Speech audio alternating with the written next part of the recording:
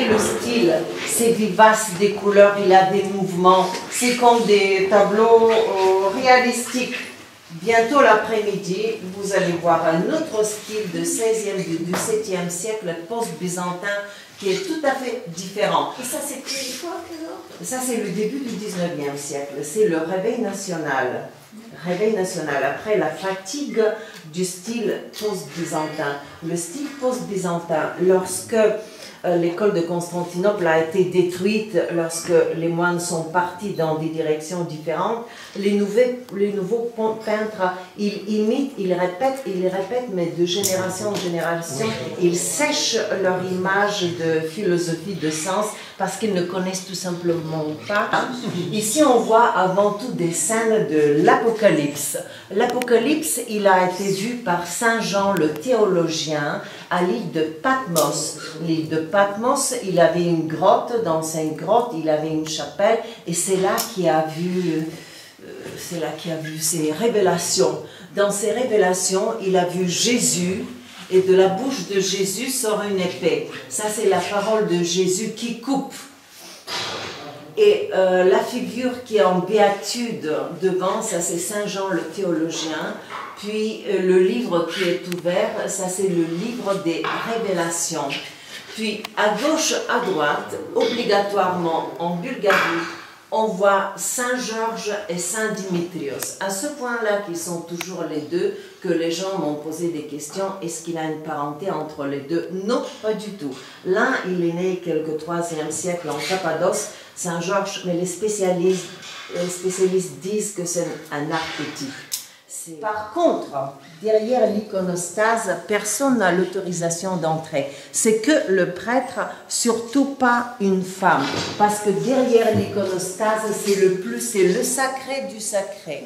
Derrière l'iconostase, on doit voir l'autel. Et sur cet autel, il y aura le sacrement, le plus grand sacrement de l'Église, c'est l'Eucharistie. Lorsque le pain et le vin vont se transformer en chair et sang de Jésus. Les Bulgares sont très forts pour les iconostases. L'iconostase est faite par deux personnes. L'un qui est peintre des icônes, l'autre qui est sculpteur sur bois. Le sculpteur sur bois, il est plutôt païen, il ne comprend pas, il comprend la religion de sa manière-là. Et les iconostases sont un peuple qui est meublé de différents symboles. Il y a des fleurs, il y a des greffes de raisin, regardez, les greffes de raisin qui embrassent toutes les icônes, puis il y a des guirlandes de fleurs, avec, ça c'est une rosace de l'Antiquité, puis il ne comprend pas à quoi ça servait cette rosace, elle était le symbole du principe féminin. Ici c'est juste décoration, la rose. La rose est le symbole chrétien aussi, parce que du martyr, le sang de martyr fleurit la rose. Puis vous voyez des dragons. Le dragon, il est symbole général du mal intelligent. Mais au Japon, le dragon, vous savez que du ventre du dragon qui s'est déchiré de son sang ont été formées les îles japonaises. Et lorsque les samouraïs qui veulent mourir, ils répètent ce mythe de la création de Japon. Ils se déchirent le ventre. Très souvent, dans l'acte de la mort, il y a une répétition du mythe de la création. Ça, c'est avec l'orphisme, je parlerai aussi au micro un jour. Le dragon, dans le folklore bulgare, il symbolise les forces de la nature déchaînées que l'on ne sait pas dominer, mais les forces chtoniennes. Ça aussi, c'est un terme que je dis beaucoup. Chtonienne, ça veut dire ce qui appartient à la terre et sous terre. Il a principe solaire et chtonien. Normalement, c'est les ténèbres, c'est le mal, c'est le noir. Chtonien. Vous connaissez ce terme? Vous allez le connaître.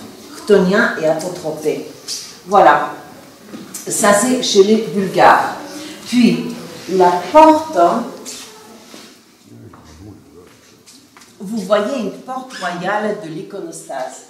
Obligatoirement, il faut voir la scène de l'Annonciation. Pourquoi obligatoirement? Derrière, c'est le paradis, le ciel. Et ça, c'était possible grâce à qui? À la Vierge. Parce que c'est à travers de la Vierge que le Saint-Esprit, elle a conçu, elle a donné Jésus. C'est pour ça qu'elle est symbolisée par une porte.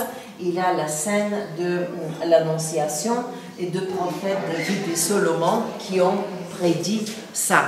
Je vous gêne pour le film parce que je veux me placer un petit peu de ce côté-là. Bon, vous approchez une iconostase. Chaque fois, c'est obligatoire de voir sur la gauche de l'iconostase la Vierge. Et comme on prie la Vierge plus que Jésus-Christ, moi, je pense que ça, c'est une prolongation naturelle du culte de la grande déesse mère qui était très puissante ici avant la religion chrétienne. Il y a différentes iconographies. C'est la Vierge Odigitria ou Odigitria. Quand vous la prononcez, je vous dis la prononciation grecque. Quand elle, de sa main droite, désigne le petit Jésus, comme si elle dit, voilà, si vous hésitez, si vous ne savez pas qui suivre, voilà l'homme que vous devez suivre. Elle s'appelle Odigitria. Peut-être vous vous souvenez de l'icône de Vladimirov en Russie. Elle est où ça, oh, la tendresse? Elle est une mère avec son petit. Elle aime les visages des deux fusent. On va la voir dans d'autres représentations.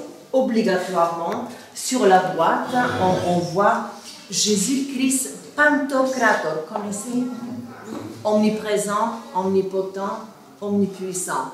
Ça, c'est l'une des natures de Jésus, parce qu'il a deux natures. Quand il est jeune, il est Emmanuel, ça veut dire Dieu avec nous.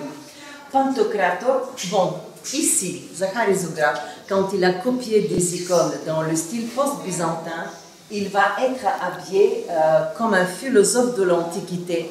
Mais ça, il a oublié ce symbolisme. Vous voyez ces draperies, il a ajouté des fleurs style du baroque. Ici, un nœud. Ça, c'est quelque chose qu'une icône byzantine, on ne va pas voir. On ne va pas voir.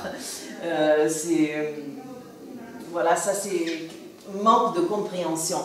Il tient le livre de la vie et de la mort qui est ouvert. Donc, l'Apocalypse, ce n'est pas la fin du monde encore. Le livre, là, c'est écrit « Je suis la lumière du monde ». Regardez le gestuaire de Jésus. C'est ce gestuaire que vous pouvez voir sur Jésus et les autres saints. Il écrit de ses doigts son nom en grec qui est Isus Christos. Des fois, vous pouvez voir notre geste qui est plus facile. On fait chez nous la croix comme ça. Ça, c'est la Sainte Trinité. Et ça, c'est la double nature de Jésus. Ça, c'est plus facile. Celui-là, il est plus difficile d'écrire son nom comme ça. Puis, à côté, normalement, il y a l'icône du nom du monastère, le patron. Le patron du monastère, c'est la transfiguration. Quand il y a de l'hésychasme, c'est transformation. Vous vous souvenez, parce que l'hésychaste, il ne peut pas voir Dieu, il doit voir cette lumière que Dieu émanait au mont Tabor. Chez vous, l'épiphanie, on faut presque qu'on l'appelle théophanie. Théo, c'est Dieu. C'est la seule fois lorsque les trois personnages de la Sainte Trinité sont présents.